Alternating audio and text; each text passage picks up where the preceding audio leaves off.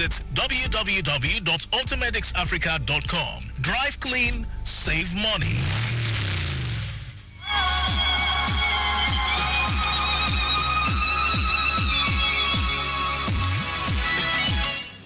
All right, with me in the studio is Engineer Kunle Shonaike, Managing Director and Chief Executive Officer of AUTOMEDICS Africa Limited. He's here in the building.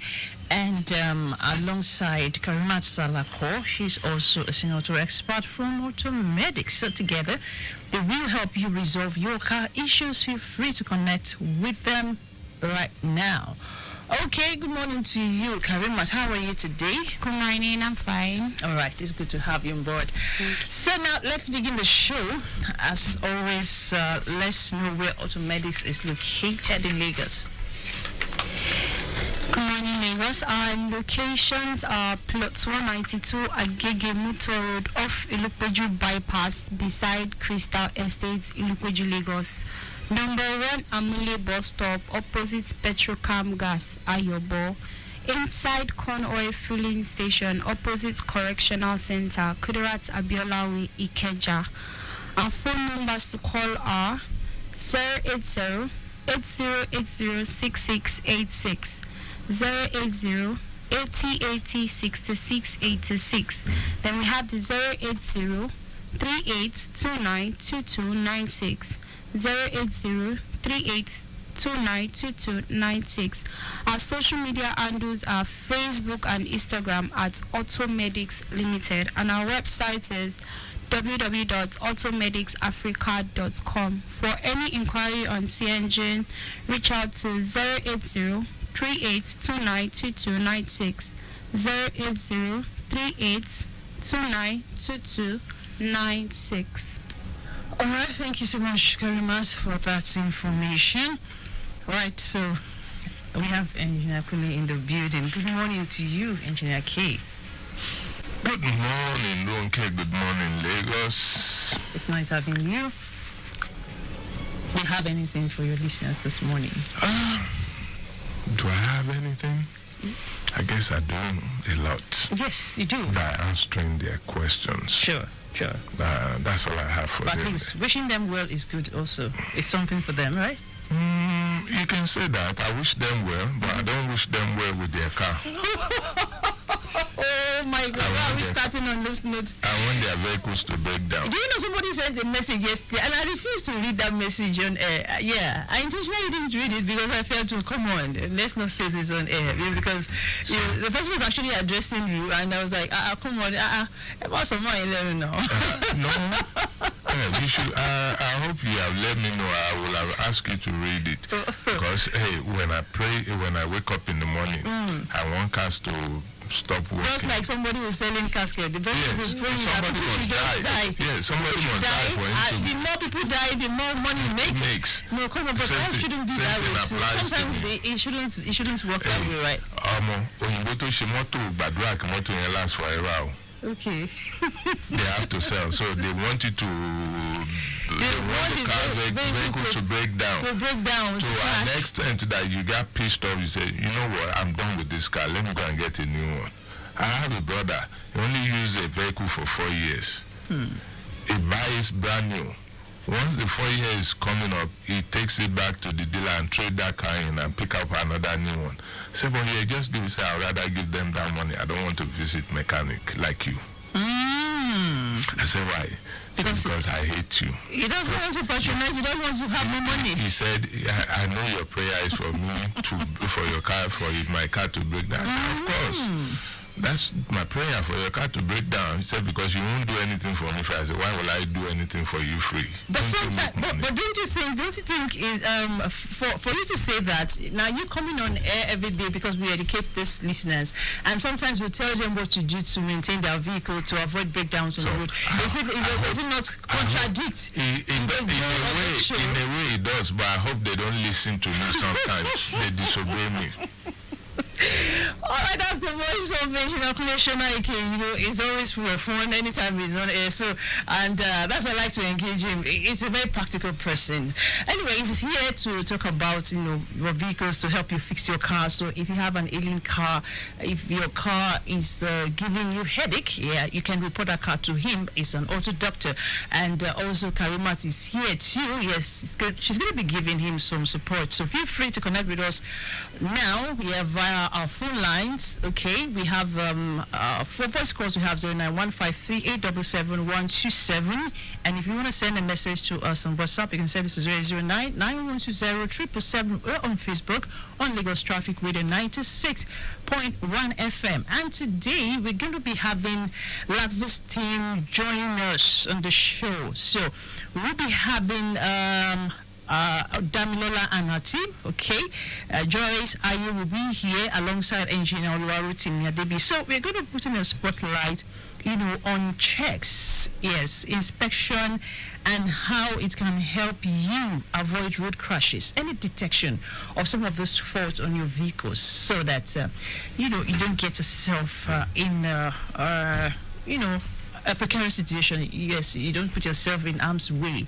So those are the things we're going to be doing today on the show. And also right now we will be getting into the classroom. We have Karimot Salako in the building now, so she's going to give us one or two tips about some issues that you might have come across with your vehicle. Okay, and before that, let me quickly see what we have traffic wise now from our live screen. All right, Ikosi Road, I see is quite appreciable, right? In was K2, we have it good there, and yes, our traffic managers are on site, okay, doing the needful, ensuring we have a good traffic experience. All right, and it was toll gates from there, yes, from that point we have it good as from Ikosi Junction connecting the toll gate. We have it good as on Lagos Ibadan Expressway, and on the return journey we also have it good, no cause for worries. Okay, let's also see areas like the Third Mainland Bridge is quite appreciable, right? From Ifako connecting that stretch, we have it good, right? And from those coming in from Bagada, all right, we have it good. Oroshoki, all the way on that stretch of the road, we have it quite appreciable, so no cause for worries. Okay, let's also see other areas like Ikeja, okay? We have Ikeja underneath the bridge, we have it good, connecting Lasuts, also looking quite good. Just ensure you obey traffic light alternation there. Yes, you just have to be patient, especially if you're making it through that stretch. If you're connecting Lasuts, yes, you have to be patient. If you're connecting Ikeja underneath the bridge as well, yes, we have traffic lights alternating there, so you don't have to be in a hurry, yes, to beat the traffic lights. So we have our traffic managers will call you to order. All right, the show is AUTOMEDICS if you're just tuning in, and we have Karimot Salako in the building and engineer Kunle Shonaike. Right, so Karimot, some people experience issues with their batteries. Coincidentally, we've been talking about batteries, for some time now, and it's like everything about vehicles, it revolves around battery, engine, what have you. So for people who have issues, and those a failed battery, or probably if the battery of your vehicle goes bad, you're not able to crank your vehicle, it cannot start. Can it automatically wipe off check light engine on your cluster? Because I've had a case of somebody who believes that the moment you have issues with your vehicle, you have check lights on your cluster, you've not been able to erase them, you can just take off the battery terminals, and when you take off the battery terminals, you start it again, the codes will be off. So how true is that? Okay, so the person with that kind of idea is just clearing it temporarily. It's just for a period of time. So for vehicles that experience battery loss or bad battery, and they think it will be able to clear their fault code, the thing is the fault code is only cleared temporarily. It's just for a period of time. If you notice, by the time you have your battery back and you run your car for a while, you've taken it for a long drive, that you've completed a trip, if you notice that's for those that have, you notice that those check lights or those lights on the instrument cluster, they tend to come back. So the battery works in hand with the ECU. Okay. And the ECU is built in such a way like that has we call it RAM-ROM. So what they do is they read the memory of the vehicle. They tend to retain some particular information that are important for the vehicle. And this ECU, they have what we call backup, depending on the kind of vehicle. They have what we call backup memory. Okay. So what this backup memory does is to help store information Let me take, for example, you experience, for vehicles that tend to experience maybe loss of power, and then your vehicle informs you, take it to the workshop, take it to the technician, you need to fix this, and you are ignoring such things. The vehicle tends to enter what we call fail-safe mode. So that fail-safe mode, what the vehicle is running on is on the previous information of the vehicle when it was in good condition. Okay. So that is what is working on at that moment. So that's the same thing that happens when you have bad battery. Okay. So the first code is just cleared temporarily. Okay. And even if you have the battery for a longer period of time, the battery was disconnected. By the time you have a good battery and you connect it back, after you've completed a trip or two, the first code, the lights, they come back on. So it doesn't clear it completely. It doesn't resolve the problem. It doesn't resolve the problem. The problem is still there. It's hidden. It's hidden, exactly. So your ECU is just looking at you like you're doing yourself. People will look at, some mechanics will think by removing the battery, they've gotten rid of the problem. Even as a technician, when you work on a particular area of the vehicle or on the powertrain, on the engine or transmission, let's assume you work on the engine, you replace a sensor, or you did something, you correct something on the engine, and you erase the code thinking, okay, I have solved that problem. You're not sure you've solved the problem. On some vehicle, you have to drive the vehicle a certain amount of miles before the monitors come back on and check what you have fixed. That's why you see some people when you erase their code or you tell them the problem is solved and the problem come back after about 2 days. That's because they just attained the drive cycle for that particular period. Okay. Because when you clear a code, the computer memory automatically resets itself that, okay, this guy has cleared the code. An average vehicle, you have to clock between 65 to 70 miles of drive cycle. Okay. Or a certain amount of on and off of drive cycle. Okay. Before the memory now comes back on, or the monitoring sensors, the monitor come back on and say, I'm alive. What you guys did, let me check it. Is it working or is fooling himself? And you notice that the light came back on. You say, but you haven't fixed the problem. And this goes for vehicle owners too. When you're in a hurry with your mechanic, or you don't want your mechanic to, I know fuel is expensive now. Yeah, it is.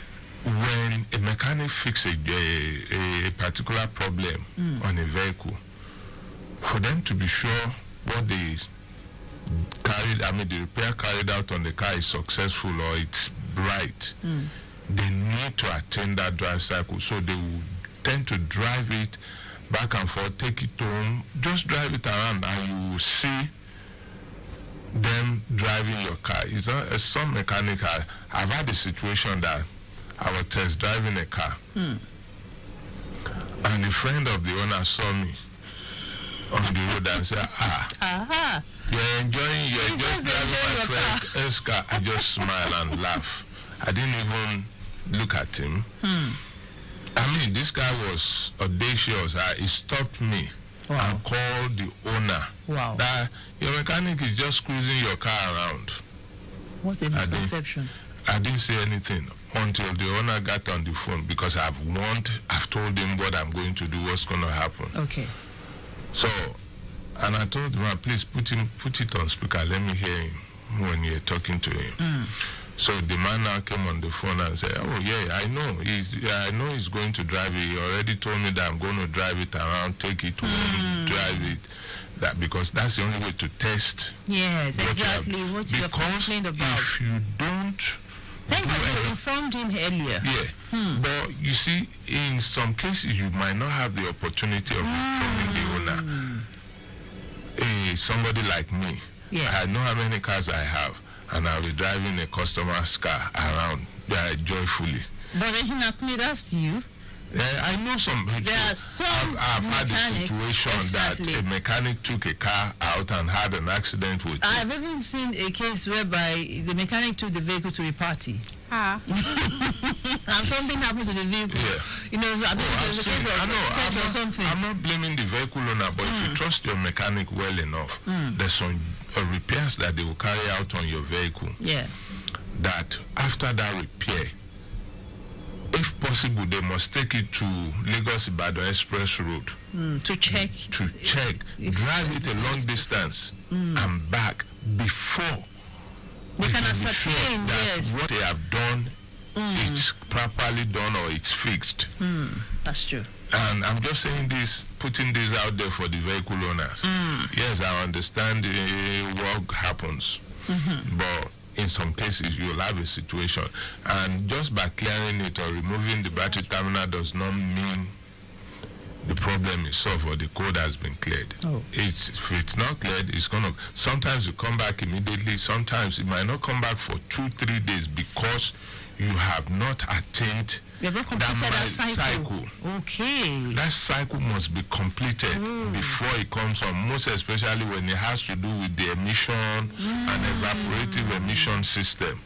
If you don't attain that 70 miles, it will not come back. And an average Lagosian does not cover more than 20 miles in a day or 30 miles in a day. So you'll probably be excited that this codes are off. And when it resurfaces again, you say, no, the problem has come again. Back for 2 days, 3 days, depending on your driving pattern. So now, aside that, are there cases whereby it's not about you removing the battery head?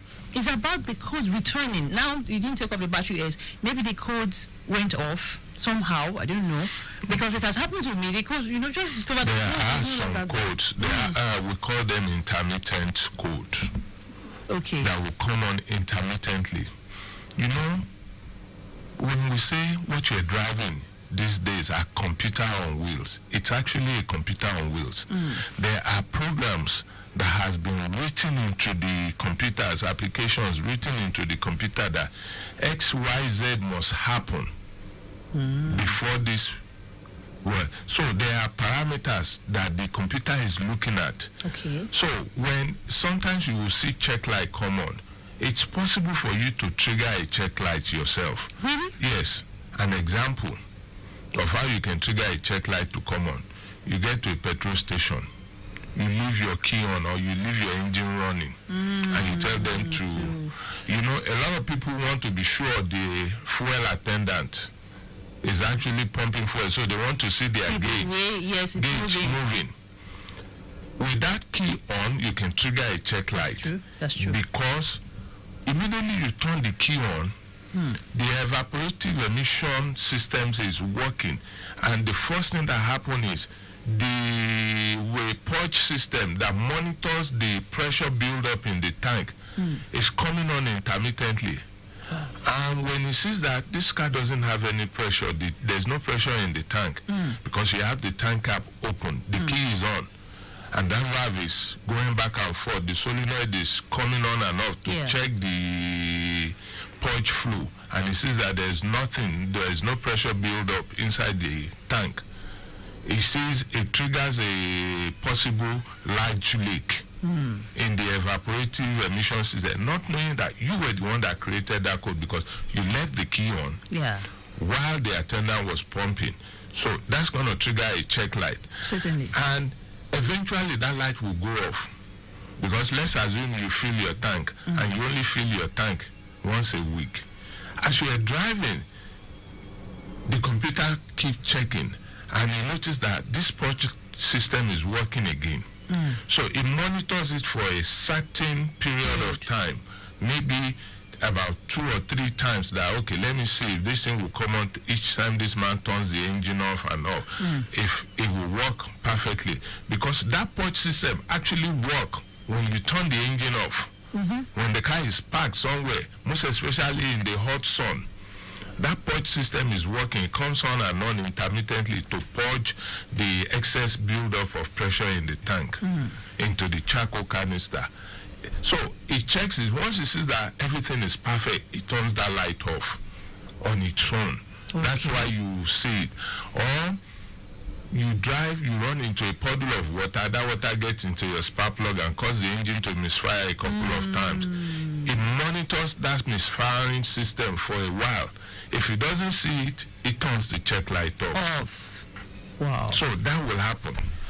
Wow. Okay, I think we have to just start taking calls and answering questions right now. Thank you so much, Engineer K, for shedding light on that. Right, so if you have check light on your Shonaike cluster, please don't overlook any of these check lights. Please run a scan, take it to a mechanic, or probably you want to monitor it for some time, like Engineer K has stated. You want to monitor it for maybe 2 days, or you want to turn off, or probably remove the battery head. It will still come back. But then ultimately, please take that vehicle to a mechanic to run a scan on it. And if you have any fault codes, being generated, let's have the codes and we can help you interpret from our studio here. Right, this question reads, good morning, sir. Check engine sign showed on my Camry 09 last week. Car is not showing any apparent issue with drivability except for some rough idling whenever I get to a brief stop at a junction. So I got a wire to scan it this morning. This is what came out. P0136. And that's O2 sensor circuits bank 1 sensor 2. Please help me interpret that. Rewiring is saying to change the 2 auto sensors. Okay, I think it says rewiring. It says it has to change the 2 sensors. Now, let's start. Yes, the O2 sensor could be faulty. Okay. But I don't think it's the O2 sensor with the way he explains it, because he said every now and then the car will misfire and surges, right? If the car misfire and surges, the O2 sensor is what is monitoring that misfiring, and the way it monitors it is because at that point the engine is misfiring, the fuel is not being burned well, so there's excess fume going into the exhaust system, and the O2 sensor is seeing that the oxygen level in this thing is not accurate. Okay. It's either too much or too low. And the O2 sensor will flag it that, okay, O2 sensor something. But that does not mean it's the O2 sensor. And the way he explained it, he kind of narrowed down on the problem and explained it to us what to do. I'll be looking at the easier one. Check, is the injector faulty?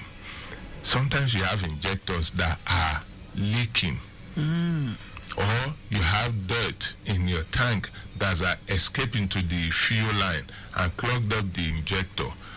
And every now and then when that dirt gets stuck on the injector, that a particular cylinder will not get fuel. And the engine will surges at that point.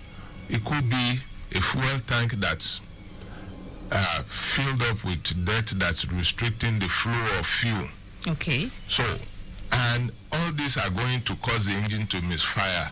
And when that misfire happens, it's the O2 sensor that will report it, apart from the coil or the injector reporting their own problem too. Okay. But in this case, the only code he gave us was the P0136. Check intake leak. Intake leak means on the intake manifold, where you have the throttle body, the one they call injector mouth is bolted. When you have intake leak, we call it vacuum leak, it's more or less like a negative air. It's sucking air into the engine from a different source, an external source. The only way you're supposed to have air introduced into the engine is through the air filter box, through the throttle body, the injector mouth, But if you have an O-ring on the injector, maybe somebody worked on the injectors, which they call the nozzle, and the O-ring got brittle or broke up or something, and it's sucking in air through, or they removed the intake manifold, the gasket got damaged, they didn't put the gasket or the throttle body gasket, it will suck in air through that source, and the computer will see it as a fault, and the engine tends to surge, most especially anytime you want to slow down. You notice that the engine wants to die because there's too much air going into the engine, not enough fuel. So the air fuel mixture, the ratio is warped. Inappropriate. Yes. So the engine will surge, sounds as if it wants to die or misfire at that time. The O2 sensor will see it as a problem. It's going to run lean or rich. So these are things it needs to look at. And the flow pressure too. To check out the flow pressure. Might be that the pressure from the tank to the injector nozzles, the pressure is not enough. It's not supplying enough flow pressure. So you should also check that out too. So I will not go ahead and replace the oxygen sensor now. The mechanic, if he knows what he's doing, but you see, the challenge, and this is why sometimes when I come out here, I take over the show so that people like Karimot can learn. Your interpretation of the code matters a lot. It's not just about the code. When you can get the interpretation, I don't expect them to get to my level overnight. Mine is over 40 years experience. But when you can interpret the code very well and know what to do, you've actually solved 80 to 90% of the problem you have on that vehicle. It's the interpretation, how to read into it. Look at, okay, this is the code I get. What are the things related to this code? How do I solve this problem? And you start from the cheapest and the easiest one first. Because I guarantee you, if this guy go ahead and replace this oxygen sensor with the way he explained that problem, he's still going to have the same code. Even if you buy a brand new sensor. Wow. So it doesn't still resolve it. Because the mechanic can easily go to the data stream and look at the values the O2 sensor is giving to determine, is it the O2 sensor that's faulty or not? And if you look at it, it says O2 sensor circuit malfunction bank. It's already complaining of the O2 sensor, but not necessarily it must be the O2 sensor. That's fantastic. Thank you very much, Engineer Kunle, for that.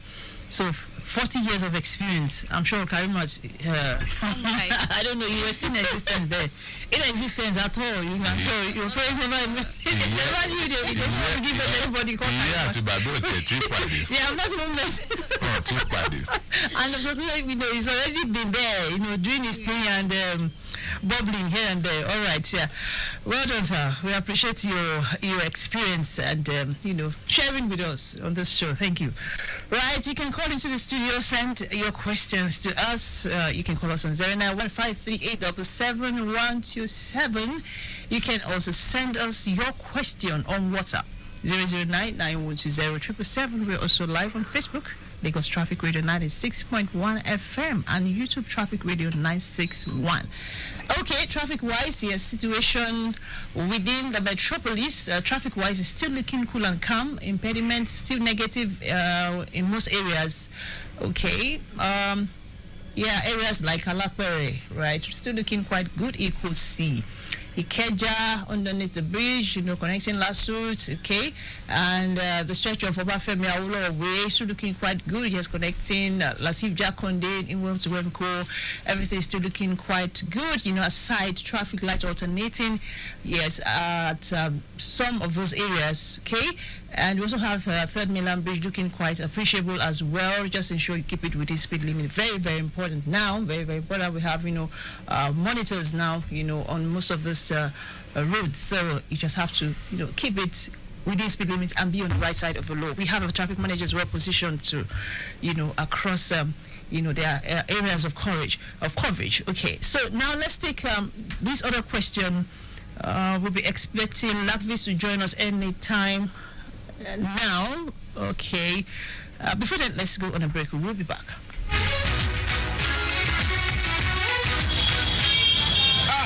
traffic is at a standstill and I'm burning my expensive fuel, man. I tire. That's because you're still stuck on petrol. Haven't you heard about the new trend? What's new trend, bro? It's compressed natural gas, CNG. CNG? Have you heard that it is not safe? I beg you, I dey fear. Don't mind rumor mongers, Joe. CNG is very safe and very cheap. Really? Okay then, how do I convert my car to CNG? Well, it's easy. Just visit any AUTOMEDICS center across Lagos and they'll switch your car to CNG safely and efficiently. Say goodbye to high fuel cost and hello to compressed natural gas, CNG, the cleaner, greener and cost-effective way